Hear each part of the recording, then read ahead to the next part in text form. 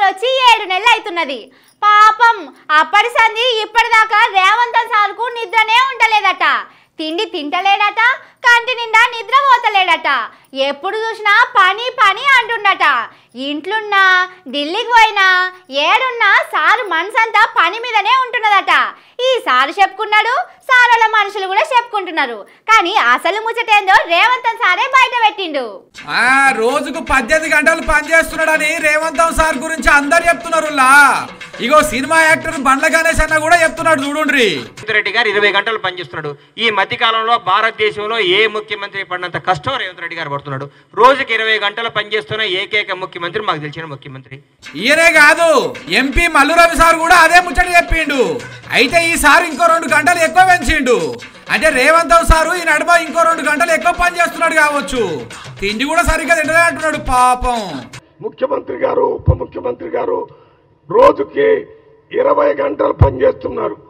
పొద్దున బ్రేక్ఫాస్ట్ చేయకుండా 1 గంట దాకా ఉంటున్నారు. మధ్యాహ్నం భోజనం చేయటం లేదు. బయటోళ్లే కాదు, రేవంత్ సార్ కూడా చెప్పుకున్నాడు గిట్లనే. కొలువులు లేని వాళ్లకు కొలువులు ఇచ్చేందుకు రోజుకు 18 గంటలు పనిచేస్తున్నామని చెప్పుకున్నాడు. రోజుకు 16 నుంచి 18 గంటల వరకు పనిచేస్తూ మా మంత్రివర్గ సభ్యులు ఏ విధంగా ఈ నిరుద్యోగ సమస్యను పరిష్కరించాలి, జనాలకు ఏం తిప్పలున్నా చెప్పుండ్రి, తీరుస్తందుకు నాకు ఓపిక ఉన్నది, వయసు కూడా ఉన్నదని చెప్పుకున్నాడు. నేను కూడా 24 గంటల్లో 18 గంటలు ప్రతిరోజు పని చేస్తూనే ఉన్నా. వయసు ఉంది, ఓపిక ఉంది. సారు యేసుడే కాదు, ఆఫీసర్లు కూడా రోజుకు 18 గంటలు పని చేయాలి, లేకపోతే సపోర్ట్ లేకుండా ఉండరని కుర్చీలో కూర్చున్నప్పుడే వార్నింగ్ ఇచ్చిండు.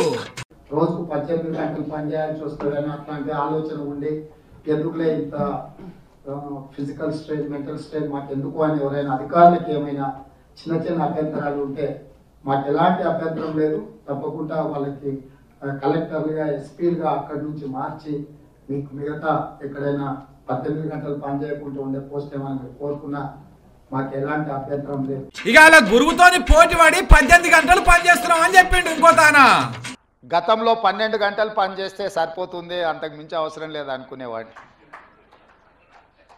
కానీ ఇప్పుడు వారు 18 గంటలు పనిచేస్తే నేను 12 గంటలతో సరిపెడితే కుదరదు. కాబట్టి మా అధికారులకు, మా సహచరులకు మనం కూడా 18 గంటలు పని చేయాల్సిందే. కానీ ఇప్పుడు అసలు ముచ్చట బయట పెట్టిండు మన సారు.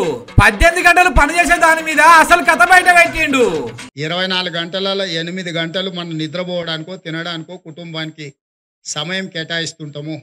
అంటే మనకున్న 16 గంటలలో మనం ఎన్నుకునే విధానం, మనం పనిచేసే విధానం, మన ఆలోచన చేసే విధానమే మనం ఎక్కడికి రీచ్ అవ్వాలనో అది డిసైడ్ చేస్తుంది. చూసిండ్రా, 18 గంటల నుంచి కథ 16 గంటలకు వచ్చింది. ఇక అండ్ల సుతం కార్లో తిరిగేది, విమానంలో తిరిగే టైం తీసేస్తే సార్ ఎంతసేపు పని చేస్తున్నట్టు? 18 గంటలు 20 గంటలు పని చేస్తున్నాం అని చెప్పుకునేది అంతా ఉట్టిదేనా అని పబ్లిక్ మాట్లాడుకుంటున్నారు.